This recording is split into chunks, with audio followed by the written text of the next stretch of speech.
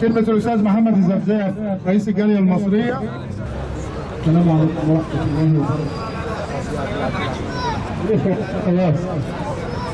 نحن اليوم زلنا ونعلن عن تفاعلنا مع شعبنا وأهلنا في الأراضي الفلسطينية المحتلة، لنعلن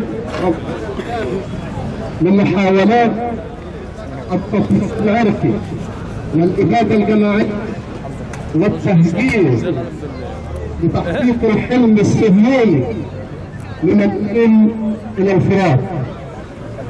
نحن نقول للعالم أجمع وللشعب الذي يؤيد ويؤابر قضيتنا العادلة إننا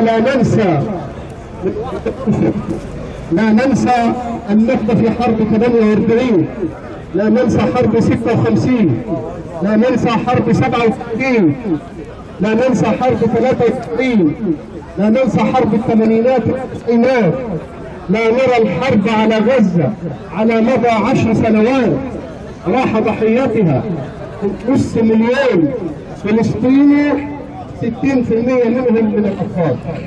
لا يمكن أن ننسى هذا ونقول للعالم لا تخدعوا بأن تقولوا، هذا أحذر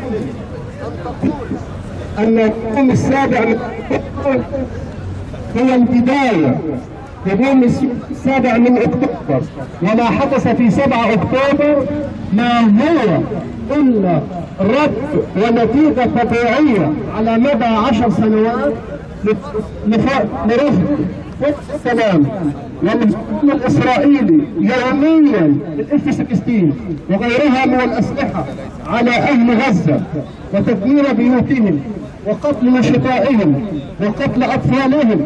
هذه هي النتيجة الطبيعية. نقول له لا ننخدع أبدا بما تقول بأن موضوع التهجير لدواعي إنسانية. أين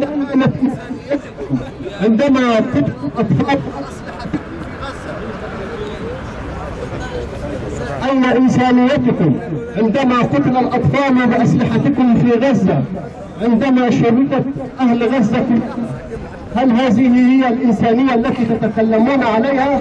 إنها ليست هذه الإنسانية، إنه مرة أخرى هو تحقيق الحلم الصهيوني من النيل إلى الفرات.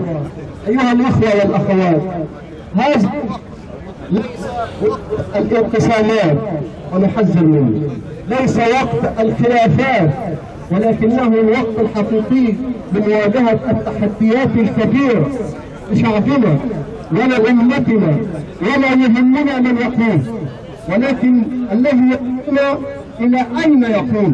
هذه هي القضية الكبرى. أقول لكل واحد منكم صوتكم اليوم هو صوت الشعب الفلسطيني في الأراضي المحتلة. صوتكم اليوم هو صوت الأرامل والسكالى الذين فقدوا ذويهم وعائلتهم. صوتكم اليوم هي دموع الأطفال الذين قتلت آبائهم وأمهاتهم. صوتكم اليوم هو صراخات الأمهات وهي تلقي في صدورها على أشلاء الأطفال الذين مزقتهم أسلحة الإرهاب الإسرائيلي في غزة. صوتكم هو رسالة للعالم أجمع، رسالة إلى الشعوب الحرة، رسالة إلى الشعب اليوناني أننا هنا أبناء الخارج مع أبناء الداخل، نتضامن مع أهل غزة ونتضامن مع شعوبنا الحرة، ونقول للاحتلال الإسرائيلي رسالة هامة: إن أطفال غزة الذين قتلت منهم، والأطفال أطفال غزة اللي على قيد الحياة ستلقونهم يوما وهم يرفعون علم دولتهم فلسطين على أرض فلسطين عاصمتها القدس الشريف. والسلام عليكم ورحمة الله وبركاته.